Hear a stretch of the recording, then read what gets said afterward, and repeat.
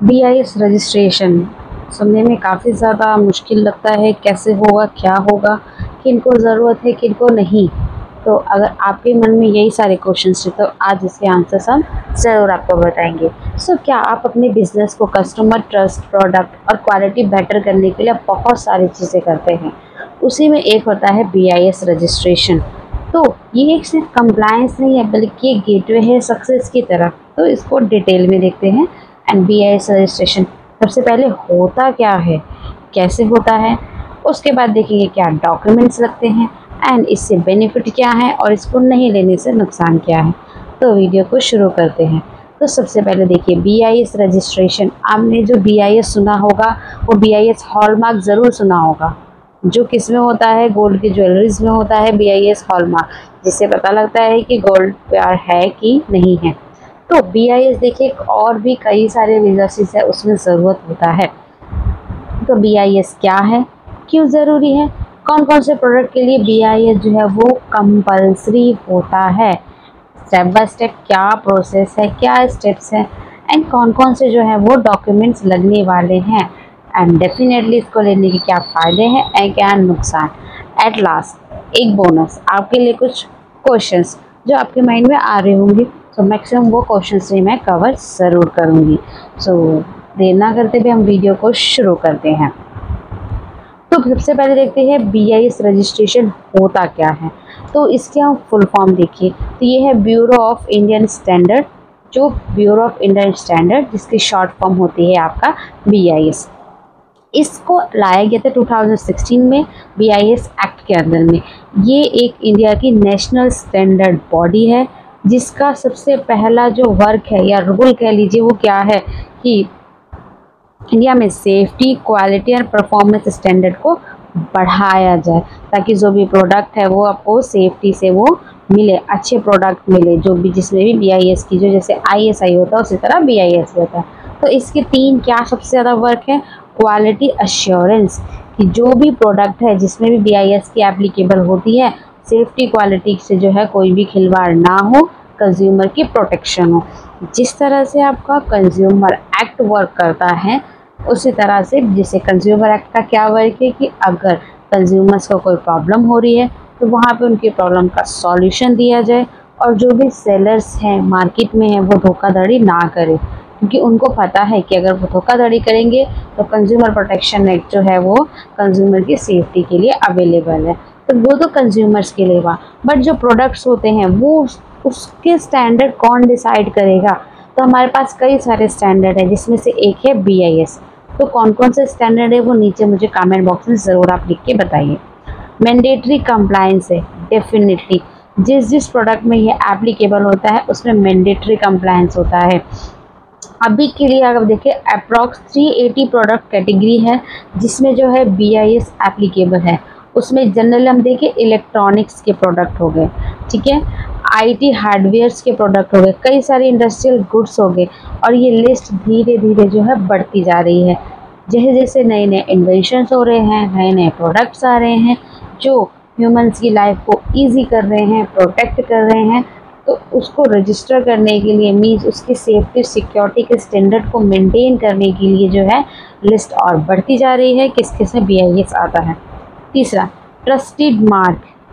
आज के टाइम में देखिए ज्वेलरीज, गोल्ड की ज्वेलरीज जो होती है उसमें BIS मार्क बहुत ऐड करके आज के टाइम में मैक्सिमम लोगों को पता है कि हॉलमार्क तो होना ही चाहिए। हॉलमार्क क्या, वो BIS का हॉलमार्क होता है। तो ये क्या है, एक हाईली रिकॉग्नाइजेबल ISI मार्क है, CRS लोगो है, जो क्या बताता है कि ये ऑथेंटिक प्रोडक्ट है, कंज्यूमर सेफ्टी है और मार्केट की क्रेडिबिलिटी को बढ़ाता है।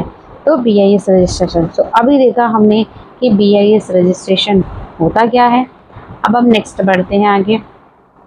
अब ये मैटर क्यों करता है, क्या स्टेक है इसका। तो देखिए BIS जो रजिस्ट्रेशन होता है ये एक रेगुलेटरी हर्डल्स होते हैं।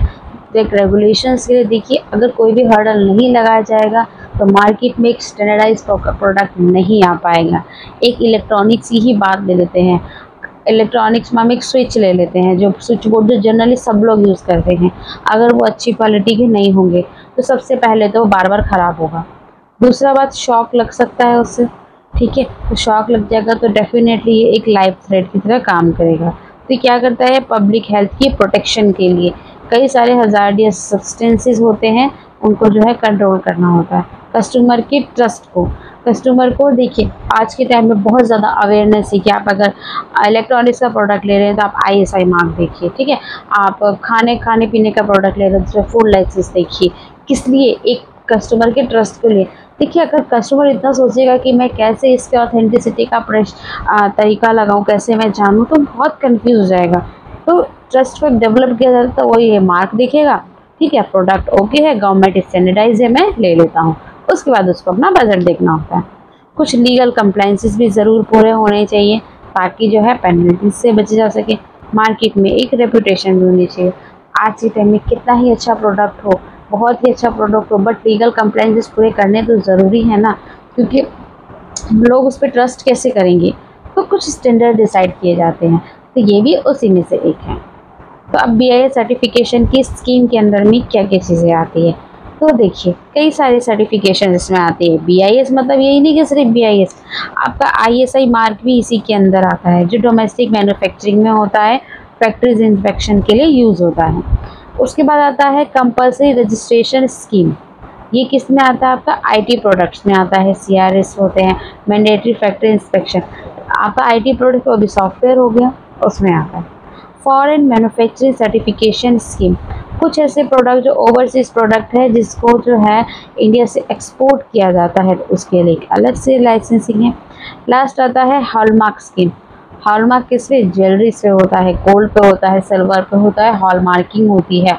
किस लिए? ताकि देखिए गोल्ड में एक तो इन इंडिया में गोल्ड में पैसे के साथ साथ इमोशंस में भी वो एक जुड़ा होता है। गोल्ड के साथ ज्वेलरीज जनरली उसकी बनाई जाती है, या कुछ भी बर्तन भी बने होते हैं, तो उसमें पैसा तो लगता है, काफ़ी अच्छे अमाउंट में लगता है। आज के टाइम में गोल्ड और सिल्वर दोनों ही बहुत ज़्यादा जो है हाई प्राइस हो रखे हैं, तो उसके साथ इमोशंस भी साथ में उसमें अटैच्ड होते हैं। तो ये बहुत ज़रूरी है कि उसकी जो है स्टैंडर्ड एक सेट किया जाए, ताकि जो है लोगों को अच्छा सामान मिल सके, गोल्ड और ज्वेलरी। क्योंकि जो हमारी ये ज्वेलरीज के आइटम है ये काफ़ी पीढ़ियों तक जाते हैं, और ये एक तरह से सेविंग एसेट्स के रूप में जो है इसको परचेज़ किया जाता है।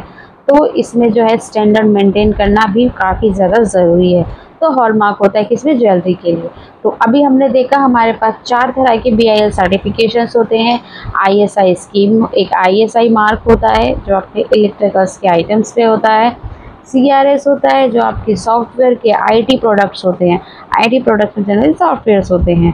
फॉरेन मैन्युफैक्चरिंग है, कोई भी प्रोडक्ट इंडिया से बाहर एक्सपोर्ट होता है, तो उसमें कोई भी प्रोडक्ट नहीं, जो भी जिस भी मार्किंग की ज़रूरत है वो।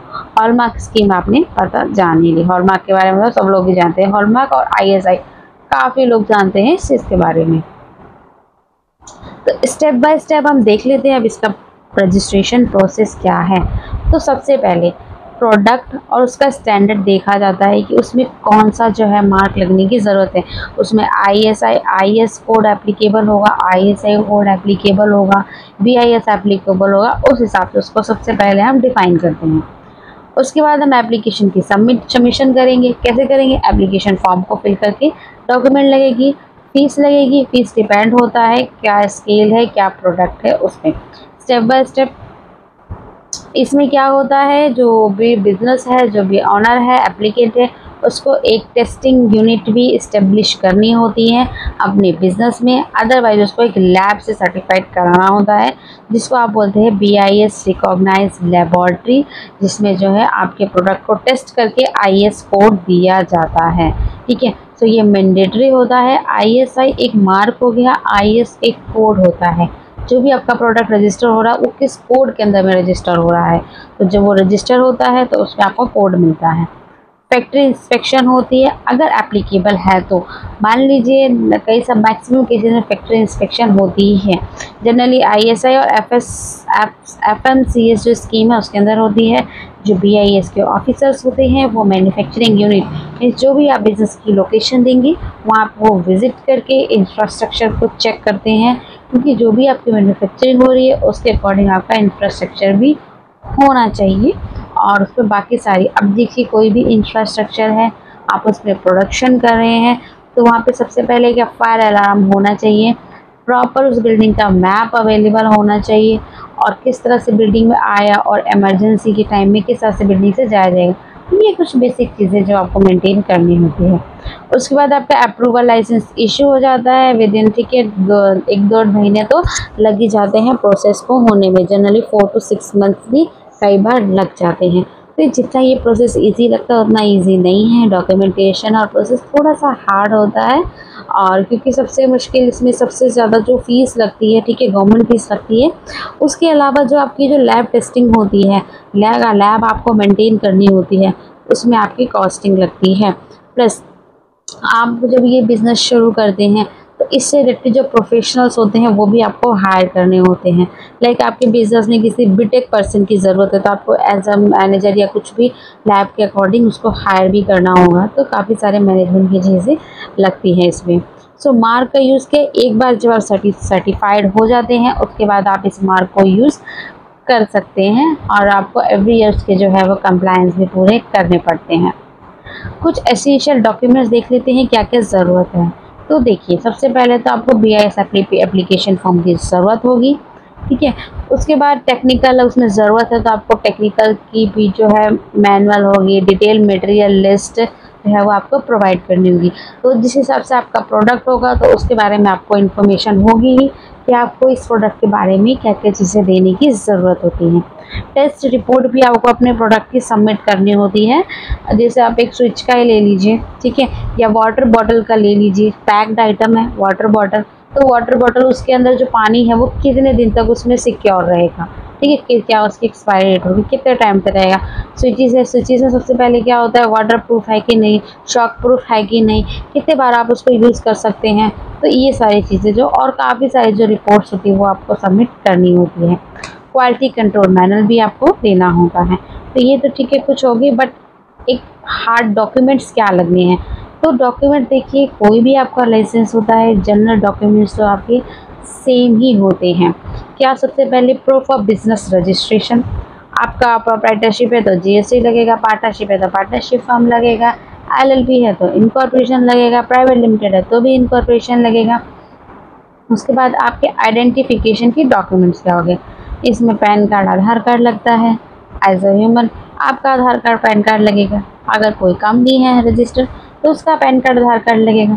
अब कंपनी का आधार कार्ड कहाँ से आया, तो देखिए कंपनी का आधार कार्ड होता है जिसको MSME बोलते हैं। आप उसको MSME बोल दीजिए, उद्यम आधार बोल दीजिए, वो कंपनी का आधार कार्ड होता है। मान लीजिए बिजनेस का वो आधार कार्ड होता है। अगर आप फॉरेन मैन्युफैक्चरर है तो आपको डिटेल देनी होगी। इसका मतलब ये है कि कोई फॉरेन से कंपनी आके, मतलब दूसरे देश से कंपनी आके इंडिया में जो है इस तरह की प्रोडक्शन कर रही है और उनको ISI BIS जो भी चाहिए, तो उनको क्या करना होगा, उनको एक इंडियन पर्सन को ऑथराइज करना होगा, एक ऑथराइज रिप्रेजेंटेटिव बनाना होगा, एक कंसेंट लेटर लगेगा, ताकि जब भी इंस्पेक्शन होती है, कोई भी डिपार्टमेंट जब इंस्पेक्शन करता है तो वो किससे मिलता है जाके बिजनेस में, वो उस बिज़नेस के ऑथराइज पर्सन रिप्रेजेंटेटिव से ही मिलता है। वो कौन सी पोस्ट पे है, कब उसका अपॉइंटमेंट हुआ है, उसके ID सारे कुछ सबमिट करना होता है। ये सेम चीज़ें, कुछ चीज़ें ये फूड लाइसेंस में भी इसी तरह से ही होती है जब भी हम स्टेट या सेंट्रल लेवल का जो है फूड लाइसेंस अप्लाई करते हैं। तो फीस की अगर हम बात कर लेते हैं, देखिए एक जनरल फीस मैं आपको बता रही हूँ, ये कोई फिक्स नहीं है, जनरल फीस है। तो जनरली इतना देखिए, फीस जो होती है डिपेंड करता है आपका प्रोडक्ट क्या है, क्या आपका साइज़ है, कितनी उसमें टेक्निकलिटी है। मैं एक जनरल में आपको बता देती हूँ। जो एप्लीकेशन फ़ीस होती है वो 1000 से आपकी शुरू हो जाती है। आपकी जो है फ़ीस है, ये मैं आपको प्रोफेशनल नहीं बता रही हूँ, गवर्नमेंट फ़ीस बता रही हूँ। बट अगर आपका माइक्रो स्मॉल मीडियम MSME में अगर अप्लाई करते हैं तो आपको फ़ीस में जो है डेफिनेटली कंसेशन तो मिलने वाला है। इंस्पेक्शन और टेस्टिंग की फ़ीस देखिए वो डिपेंड करता है कि आपको टेस्ट में कितना फीस लग रहा है, कौन सी लैबोरेटरी आपको अप्रूव करके दे रही है, या फिर आपकी खुद की लैब है, तो वो तो देखिए आपका मैनेजमेंट कितना उसमें आपको एक्सपेंस लग रहा है। उसके बाद रिन्यूअल देखिए, आपको एवरी ईयर इसको रिन्यूअल करना होता है, ठीक है। तो रिवैल्यूएशन जाएगा, उस समय अगेन आपकी रिपोर्ट्स लगेंगी, तभी रिन्यूअल होगा। CRS स्कीम की अगर हम बात करें, देखिए ये प्रोडक्ट होते हैं, इसमें वॉल्यूम पे डिपेंड करता है। फैक्ट्री इंस्पेक्शन फ़ीस, तो काफ़ी ज़्यादा देखिए इसमें फ़ीस तो इसमें काफ़ी लगती ही है, क्योंकि इतना ईजी ये नहीं होता है, बट हाँ बहुत मुश्किल भी नहीं है। अब बेनिफिट्स भी देख लेते हैं। इतनी सारी चीज़ें हमने देख ली, तो सबसे पहले क्या होता है, आपका प्रोडक्ट, जब भी आप इस तरह के प्रोडक्ट सेल करते हैं, अब आप ज्वेलरी का शोरूम लगाएंगे और इसे BIS सर्टिफिकेट नहीं देंगे तो वो सेल तो नहीं होगा डेफिनेटली, एंड इवन वो अलाउड भी नहीं है। तो क्या आपके क्या है, गारंटी, क्वालिटी, आपको एश्योरेंस का आपके ऊपर एक टैग लग जाता है कि प्रोडक्ट अच्छा है, एंड जो पर्सन्स है, जो कंज्यूमर्स है, वो भी ईजिली जो है वो परचेज़ करेंगे, उनको जो कोई हिचक नहीं होगी। सो इंश्योर होता है कि प्रोडक्ट क्वालिटी अच्छी है, मिनिमाइज किया जाता है रिस्क को।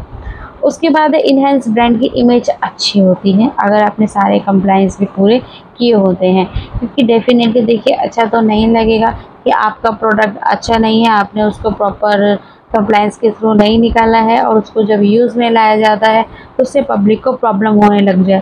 प्रॉब्लम होगी तो कंप्लेंट्स फाइल होगी, तो क्या है, आपकी जो भी बिज़नेस एरिया है वहाँ पे कोई भी लीगल इश्यूज आएंगे तो आप ही का जो है वो नाम खराब होगा। क्वालिटी का इम्प्रूव, जब भी प्रोडक्ट टेस्टिंग में जाता है, जब बार बार हम उसको टेस्ट करते हैं एवरी पर्टिकुलर डेज में, तो हम क्या करते हैं, उस चीज़ों को क्या जो है उस चीज़ को इन्हेंस किया जाता है। अब देखिए आज से 10 साल पहले जो प्रोडक्ट मिल रहे थे, डेफिनेटली आज तो उससे अपडेटेड ही मिल रहे हैं।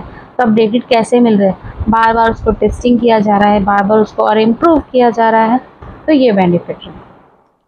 उसके बाद कंप्लाइंस की बात करें तो देखिए कंप्लाइंस आप पूरे करते हैं तो आप जो है जो पेनल्टीज़ होती हैं उससे बच जाते हैं, आपको पेनल्टी जो है वो नहीं लगती।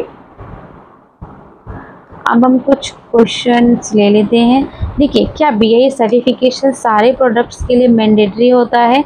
ऐसा नहीं होता है, सारे प्रोडक्ट्स के लिए मैंडेटरी नहीं है, कुछ ही प्रोडक्ट्स के लिए मैंडेटरी है, जिसमें आपका ISI mark, CRS, BIS, hallmark, BIS के अंडर ही ये सारे आते हैं। हॉलमार्क्स हो गए जो आपकी ज्वेलरीज पे लगते हैं, सब पे मैंडेटरी नहीं होता है। कुछ प्रोडक्ट्स पे जो है आपकी वॉलंटरी भी होता है, आप लेना चाहे तो ले सकते हैं। उसके बाद है ये जो सर्टिफिकेशन है कितने टाइम तक वैलिड होता है? 2 ईयर्स तक वैलिड होता है, आपको इसको टाइम में रिन्यू कराना होता है। क्या फॉरेन मैन्युफैक्चर डायरेक्ट अप्लाई कर सकते हैं?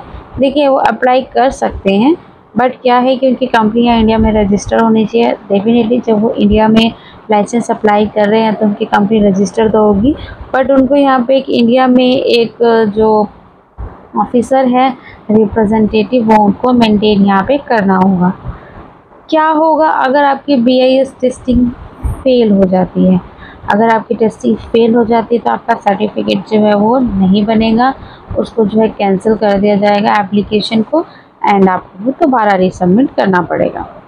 उसके बाद इस factory inspection required for all scheme. देखिए रिक्वायरमेंट हो या नहीं हो, बट आपको रेडी रहना चाहिए, आपको प्रॉपर चीज़ें मेंटेन तो वैसे भी करनी ही है, तो डिपेंड करता है। बट हाँ, जो टेस्टिंग का, जो इसमें इंस्पेक्शन का प्रोविज़न तो है, तो इंस्पेक्शन करने आ सकते हैं। कई केसेस में नहीं भी आते हैं, मान लीजिए छोटा बिजनेस है तो वो नहीं भी आते हैं, अगर उनको रिपोर्ट्स देख के वो सेटिस्फाई हो जाते हैं। बट मेरा सजेशन यही है कि आप ऑलवेज जो है वो रेडी रहें, चीज़ों को रेडी रखें। सो इस तरह से मैंने आपको बताया कि किस तरह से जो है आप BIS सर्टिफिकेशन जो है वो ले सकते हैं। तो जब भी हम कोई भी रजिस्ट्रेशन लेते हैं, बेसिकली ये एक एक्स्ट्रा लीगल फॉर्मेलिटीज़ है, बट ये काफ़ी ज़्यादा आपके बेनिफिशियल में ज़रूर जाएगा, क्योंकि गवर्नमेंट ने जब इसको डाला हुआ है कि आपको लेना ही होगा तो लेना ही होगा, नहीं तो आपके ऊपर फाइन पेनल्टी गिरेगी। तो इससे बेटर है कि आप इसको सर्टिफिकेशन को ले लें। तो ये आपके प्रोडक्ट को ना मार्केट रेडी बना देता है, ताकि आपके ऊपर ट्रस्ट रहे, एंड आपका जो है, सो डेफिनेटली आपको ये वीडियो पसंद